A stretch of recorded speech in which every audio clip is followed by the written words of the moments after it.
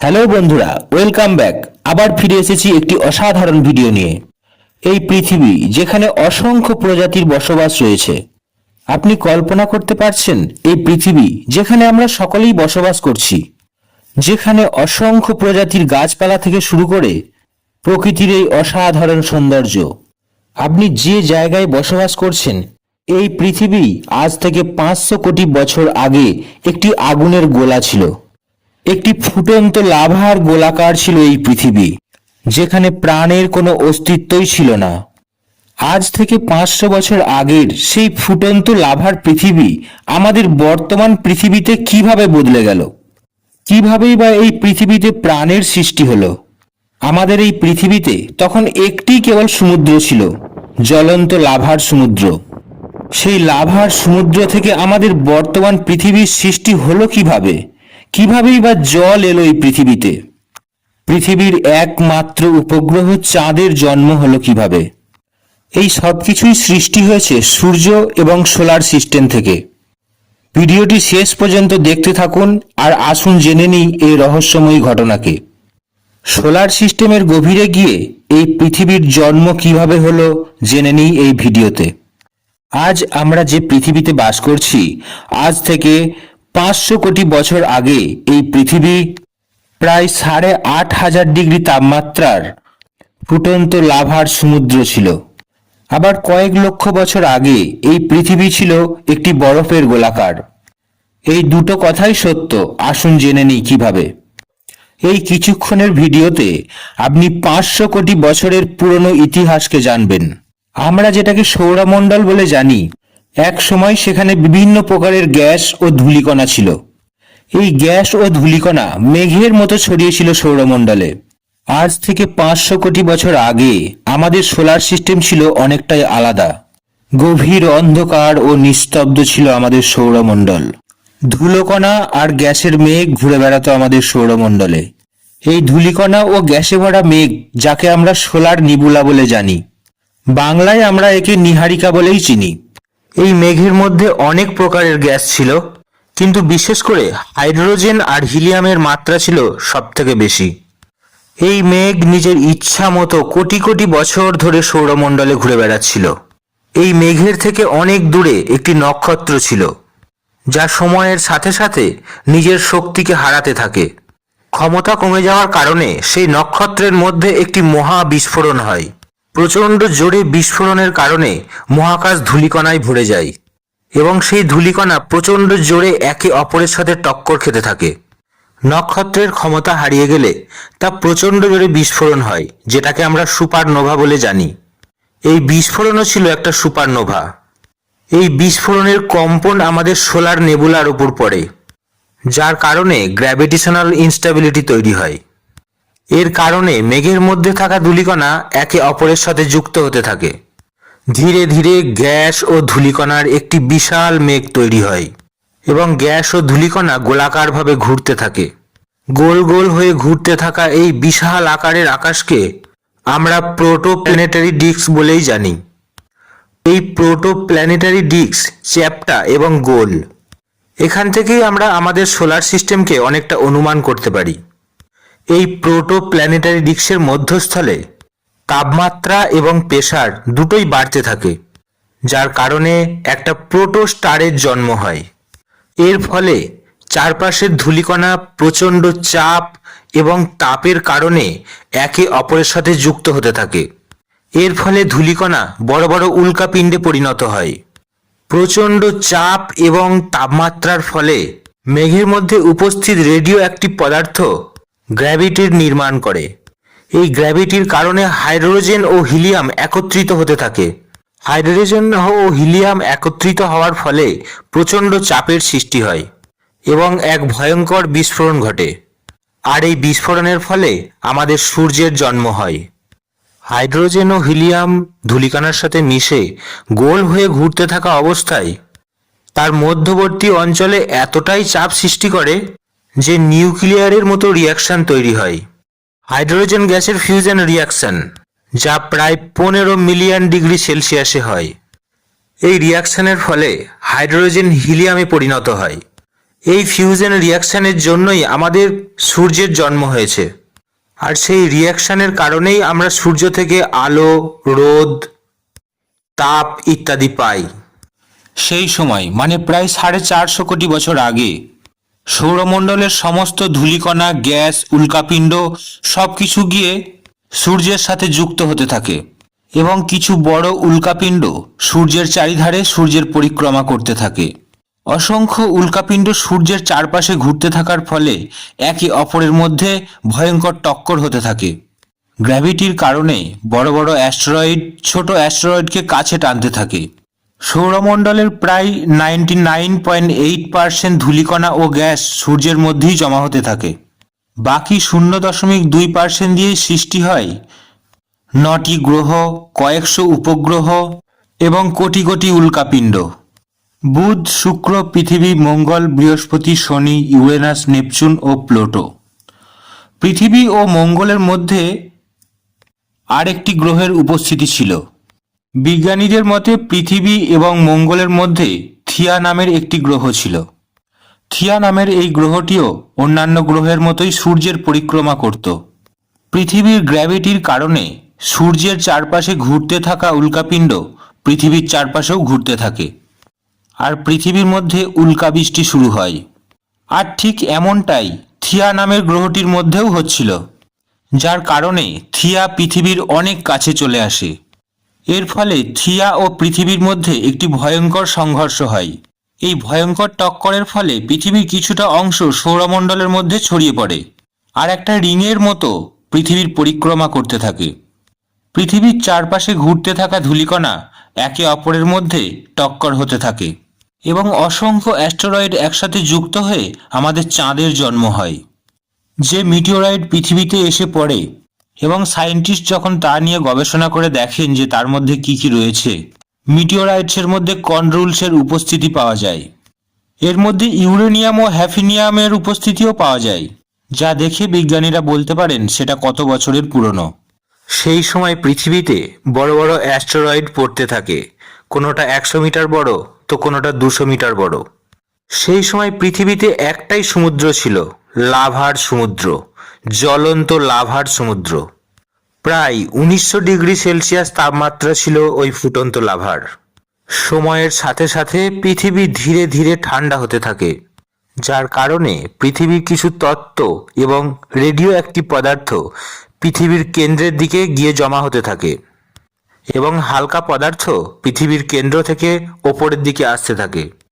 কয়েক লক্ষ বছর ধরে পৃথিবীতে উল্কাপিণ্ডের বৃষ্টি হয়। পৃথিবীতে অজস্র আগ্নেয়গিরির সৃষ্টি হয়। পৃথিবীতে যে উল্কাপিণ্ডের বৃষ্টি হতো তার মধ্যে ছিল নুন, মিনারেল এবং জল।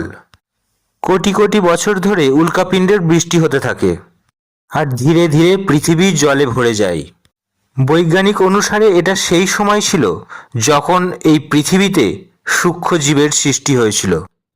কয়েক লক্ষ বছর পরে পৃথিবীতে এমন একটা সময় আসে যে পৃথিবীর পুরো অংশই জলে ভরে যায়। আমাদের পৃথিবীর ভেতরের অংশে রেডিও অ্যাক্টিভ পদার্থ থাকার ফলে সব সময় গরম হতে থাকে, কিন্তু যখন পৃথিবীর ওপরের অংশ ঠান্ডা হয়ে যায় তখন পৃথিবীর ভেতরে থাকা ওই গরম লাভা বাইরে বেরিয়ে আসার চেষ্টা করে, যার ফলে আগ্নেয়গিরির সৃষ্টি হয়। আর সেই সময়েও ঠিক এমনটাই হয়েছিল। জলে ভর্তি থাকা পৃথিবীর ওপরে লক্ষ লক্ষ জ্বালামুখীর সৃষ্টি হতে থাকে। আর সেই সময় পৃথিবীতে সঠিক জলবায়ু নির্মাণ না হওয়ার কারণে পৃথিবীতে সব সময় উল্কা বৃষ্টি হতে থাকে। আজ থেকে প্রায় 350 কোটি বছর আগে পৃথিবীতে জলবায়ু ধীরে ধীরে সঠিক জায়গায় আসতে থাকে, জ্বালামুখীও ধীরে ধীরে কম হতে থাকে এবং পৃথিবীর প্রকৃতি ধীরে ধীরে ঠিক হতে থাকে। এখন আমাদের কাছে একদিন মানে 24 ঘন্টা, সেই সময় 12 ঘন্টায় একদিন হতো। এইভাবেই বছরের পর বছর কেটে যায়, আর ধীরে ধীরে সেই সূক্ষ্ম প্রাণী বড় হতে থাকে। আজ থেকে প্রায় 250 কোটি বছর আগে পৃথিবীর প্রথম প্রাণী সেই সূক্ষ্ম জীব, ধীরে ধীরে তাদের শারীরিক বিকাশ ঘটে। জলের নিচে থাকা এই সূক্ষ্ম জীব জলের খনিজ পদার্থ ও রোদকে খাদ্য হিসাবে গ্রহণ করত। সূর্যের আলো ও খনিজ পদার্থই ছিল এদের খাদ্য। আর মলত্যাগের রূপে অক্সিজেন ত্যাগ করত। সেই সময় জ্বালামুখীর পরিমাণ ধীরে ধীরে কমে যাচ্ছিল, আর এই মাইক্রোব্যাকটেরিয়ার কারণে পৃথিবীতে অক্সিজেনের পরিমাণ অনেক বৃদ্ধি পাচ্ছিল। পৃথিবীর জলবায়ুতে অক্সিজেনের মাত্রা ধীরে ধীরে বৃদ্ধি পায়।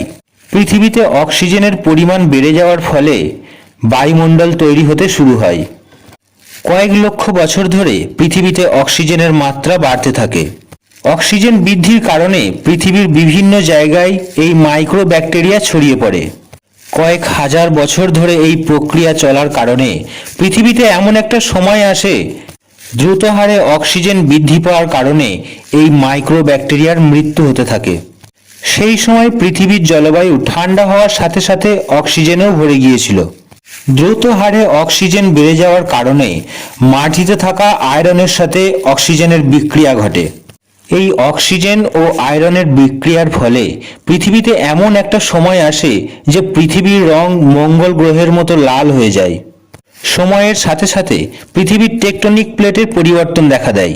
এই টেকটনিক প্লেটের পরিবর্তনের কারণে পৃথিবীর ভেতরে জমে থাকা গরম লাভা বাইরে বেরিয়ে আসতে থাকে এবং কয়েক লক্ষ বছর ধরে এই লাভা জ্বলতে থাকে। আর এর কারণে পৃথিবীতে কার্বন ডাই অক্সাইডের মাত্রা বেড়ে যায়। এর ফলে পৃথিবীতে অ্যাসিডের বৃষ্টি হতে থাকে। অ্যাসিড বৃষ্টি হওয়ার কারণে পৃথিবীর তাপমাত্রা ধীরে ধীরে কমতে থাকে। পৃথিবীর তাপমাত্রা এতটাই কমে যায় যে পৃথিবীর ওপরে থাকা জল ধীরে ধীরে বরফে পরিণত হয়। সম্পূর্ণ পৃথিবী বরফের চাদরে ঢেকে যায়। প্রথমবার গোটা পৃথিবী বরফে ঢেকে যায়। পৃথিবীর তাপমাত্রা একেবারেই নিচে নেমে যায়। সূর্যের তাপ পৃথিবীতে পড়লে মাটি সেই তাপকে শোষণ করে নেয়। কিন্তু সেই সময় গোটা পৃথিবী একটি সাদা মসৃণ বরফের চাদরে ঢাকা ছিল, তাই তাপ শোষণ করতে পারত না। এর কারণে পৃথিবী কয়েক লক্ষ বছর ধরে বরফে ঢাকা ছিল। পৃথিবীর ভেতরের অংশ গরম থাকার ফলে কয়েক লক্ষ বছর ধরে এরকম বারবার হতে থাকে, যার কারণে জলের নিচে থাকা প্রাণীগুলোর মধ্যে পরিবর্তন হতে থাকে। জলের নিচে থাকা সূক্ষ্ম জীব বেশ বড় আকারের প্রাণী হয়ে যায়। লক্ষ লক্ষ বছর ধরে পৃথিবীতে বারবার জলবায়ু পরিবর্তনের কারণে অনেক সূক্ষ্ম জীবের মৃত্যু ঘটে। অনেক উদ্ভিদও নষ্ট হয়ে যায়, কিন্তু যেগুলো বেঁচে থাকে সেই উদ্ভিদ বা প্রাণীগুলো বেশ বড় আকারের হয়ে ওঠে। ধীরে ধীরে আবার জলবায়ুর পরিবর্তন হতে থাকে। সেই সূক্ষ্ম জীব সামুদ্রিক জীব হয়ে ওঠে। যখন আগ্নেয়গিরির কারণে পৃথিবীর বরফকে গলিয়ে দিত, তখন সামুদ্রিক উদ্ভিদ ধীরে ধীরে বেশ বড় আকারের হয়ে উঠত। সামুদ্রিক উদ্ভিদের বৃদ্ধির কারণে জলবায়ুতে অক্সিজেনের মাত্রা বাড়তে থাকে। সামুদ্রিক উদ্ভিদ বেড়ে যাওয়ার ফলে পৃথিবীতে অ্যাসিডের বৃষ্টি ধীরে ধীরে কম হতে থাকে। পৃথিবীতে অক্সিজেনের মাত্রা বেড়ে যাওয়ার ফলে পৃথিবীর বায়ুমণ্ডলের স্তরও বাড়তে থাকে।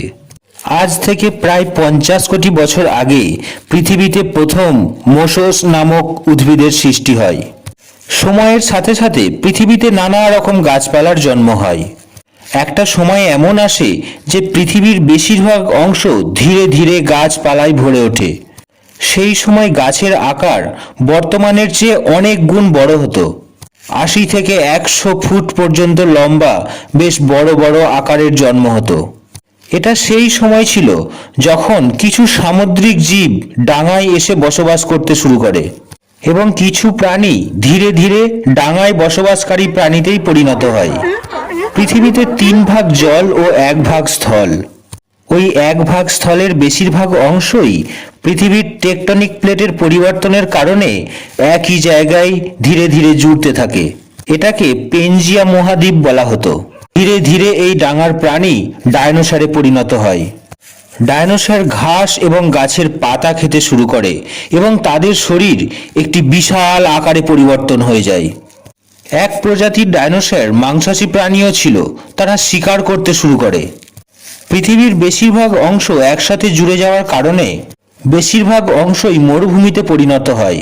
শুধুমাত্র সমুদ্রের কাছাকাছি জায়গাগুলোতেই বড় বড় গাছপালা থাকত।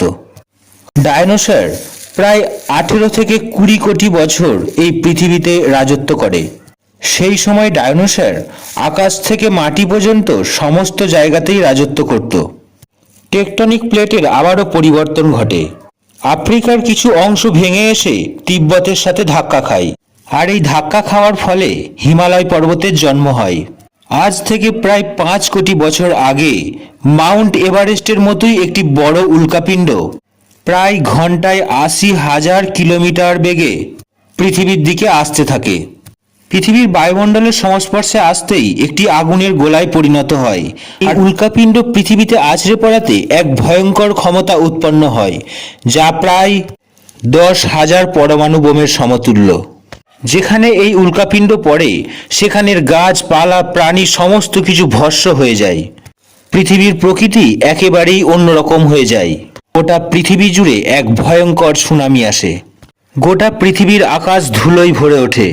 ভূমিকম্প ও প্রচণ্ড উত্তাপের ফলে পৃথিবীর চেহারা প্রায় নরকের সমান হয়ে ওঠে। ডায়নোসর সম্পূর্ণরূপে বিলুপ্ত হয়ে যায়। পৃথিবীতে জলবায়ুর পরিবর্তন হয়। পৃথিবীর আকাশ অন্ধকারে ডুবে যায়, যার ফলে সূর্যের রোদ পৃথিবী পর্যন্ত পৌঁছাতে পারত না। পৃথিবীর বেশিরভাগ গাছ ও প্রাণী বিলুপ্ত হয়ে যায়। পৃথিবীর বায়ুমণ্ডলে ধুলো ও ক্ষতিকারক গ্যাসের কারণে ফের পৃথিবীতে অ্যাসিডের বৃষ্টি শুরু হয়। পৃথিবীর জলবায়ু ঠান্ডা হয়ে গোটা পৃথিবী আবার বরফে ঢেকে যায়। কিন্তু এইবারে এই বরফ বেশি দিন থাকে না। প্রায় 70 থেকে 80,000 বছর পর বরফ গলে ধীরে ধীরে জল হতে থাকে। পৃথিবীর জলবায়ুতে আবারও পরিবর্তন হয়। গাছপালা বন জঙ্গলে ভরে ওঠে আবার পৃথিবী।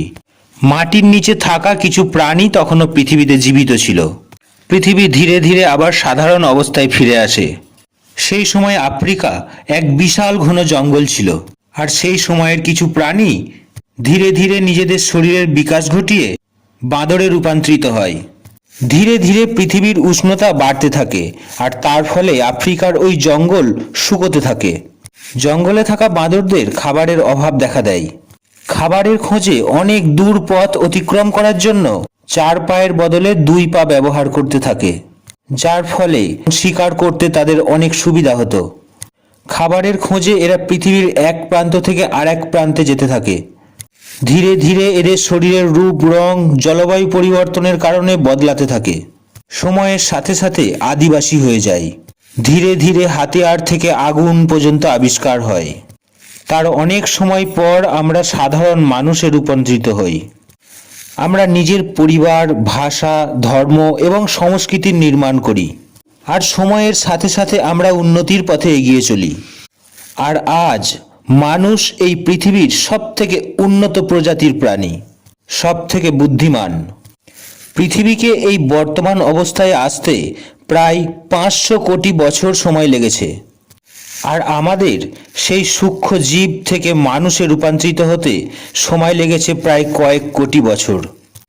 আর আমরা এই পৃথিবীর সাথে যা দুর্ব্যবহার করি তা অন্য কোনো প্রজাতির প্রাণী করে না। পৃথিবীর বায়ুমণ্ডল থেকে পৃথিবীর মাটি পর্যন্ত সমস্ত ক্ষয়ক্ষতির দায়ী আমরাই। আমরা আবার পৃথিবীর জলবায়ুকে গরম করছি আর বাতাসে কার্বন ডাই অক্সাইডের পরিমাণকে বাড়িয়ে তুলছি। বিজ্ঞানীরা মনে করেন যে এই পৃথিবীর আবার কোনো বড় পরিবর্তন হতে চলেছে। ভবিষ্যতে এই পৃথিবী কেমন হবে তা অবশ্যই কমেন্ট করে জানাবেন। ভিডিওটি ভালো লেগে থাকলে চ্যানেলটিকে সাবস্ক্রাইব করে একটি লাইক অবশ্যই দেবেন।